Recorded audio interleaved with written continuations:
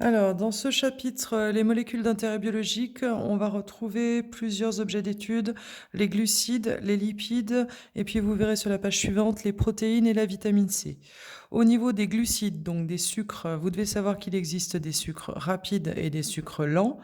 Les sucres rapides ont un goût sucré et ce sont de petites molécules. Je vous ai mis un exemple ici, le glucose, et un deuxième exemple, le fructose. Vous n'avez pas à connaître ces molécules par cœur. Par contre, vous devez être capable d'entourer les groupes fonctionnels. On retrouve ici alcool, alcool, alcool, alcool et alcool. Et puis, on retrouve en haut ici l'aldéhyde. Pour le fructose, on va retrouver aussi alcool, alcool, alcool et alcool, alcool.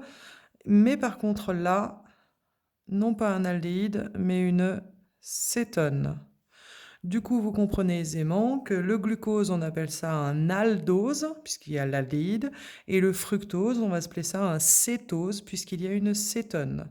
Donc ça, c'était pour les sucres rapides. Pour les sucres lents, eh bien, c'est des grosses molécules. Imaginez que chacun de mes petits ronds ou de mes petits carrés, là, ce soit un glucose, un fructose ou autre chose. Eh bien, un sucre lent, c'est tous ces petits sucres rapides attachés les uns aux autres. Ça fait ce qu'on appelle une macromolécule. Les sucres lents n'ont pas le goût sucré, contrairement aux sucres rapides, et c'est le cas par exemple dans le riz, dans les pâtes, dans les pommes de terre ou dans le pain.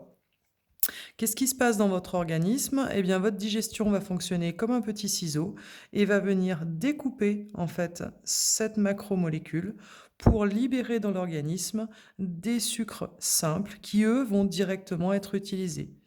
Les sucres lents ne peuvent pas être utilisés par l'organisme sans être digérés auparavant.